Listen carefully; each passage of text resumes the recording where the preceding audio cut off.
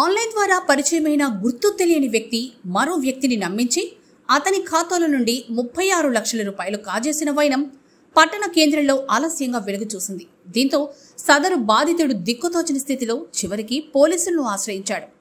మహబూబ్ నగర్ జిల్లా జడ్చర్ల పట్టణ కేంద్రానికి చెందిన సునీల్ అనే వ్యక్తికి ఇటీవల ఓ గుర్తు తెలియని వ్యక్తి ప్రత్యేక ఆన్లైన్ యాప్ గ్రోవెన్షన్ మీడియా ఆఫ్ ఎక్సైజ్ 9/2 గ్రూప్లో యాడ్ చేశాడు. అయితే ఈ గ్రూపులో పోస్ట్ చేసిన ప్రొడక్ట్స్ మరియు ప్లేసెస్ కు సంబంధించి గూగుల్ రివ్యూస్ ఇవ్వవలసి ఉంటుంది. ఇలా ఇచ్చిన వారికి 150 రూపాయలు చొప్పున వారి బ్యాంకు ఖాతాలో జమ చేస్తామని తెలపడంతో అది నమ్మిన సునీల్ రివ్యూస్ ఇచ్చాడు. అనుకున్నట్లుగానే తరచుగా తన ఖాతాలో 150 రూపాయల చొప్పున జమ అయ్యాయి.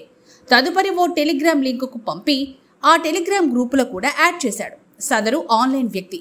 అయితే ఆ గ్రూపులో మాత్రం రూపొందించిన పలు రకాల టాస్కులు పొందుపరిచి వాటిపై పెట్టుబడులు పెడితే అధిక లాభాలు వస్తాయని నమ్మబలికారు ఆన్లైన్ మోసగాళ్లు.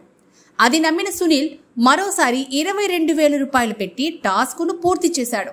దీంతో అతని ఖాతాలో 8,800 రూపాయలు జమయ్యాయి.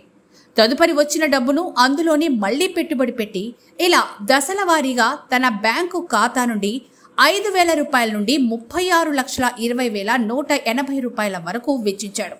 తదుపరి తనకు రావాల్సిన డబ్బును తన బ్యాంకు ఖాతాలో వేయాలని కోరడంతో మరో 10 లక్షలు వెచ్చించాలని చెప్పడంతో సునీల్ ఒక్కసారిగా కంగు తిన్నాడు.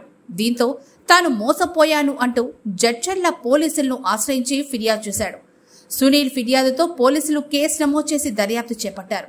గత కొన్నాళ్లుగా సైబర్ నేరగాళ్లు ఆన్లైన్ ద్వారా మోసాలు చేస్తున్నారని అటు బ్యాంకర్లు ఇటు పోలీసులు అవగాహన కార్యక్రమాలు నిర్వహిస్తూ ప్రజలకు తెలిపినా ప్రజలు మాత్రం నిత్యం ఆన్లైన్లో ఎక్కడో ఒక చోట వేల నుండి లక్షల రూపాయలు పోగొట్టుకుంటూ మోసపోతూనే ఉన్నారు. జడ్చర్ల పట్టణం నుంచి సునీల్ అనే వ్యక్తి నుంచి ఆయన 36 lakhs ఆన్లైన్ ట్రేడింగ్ చేస్తూ పోయినాయి అనే దాని మీద పిటిషన్ ఇవ్వడం జరిగింది. దాని మీద ఎఫ్ఐఆర్ చేయడం జరిగింది. ప్రజలకు ముఖ్యంగా విజ్ఞప్తి ఏంటంటే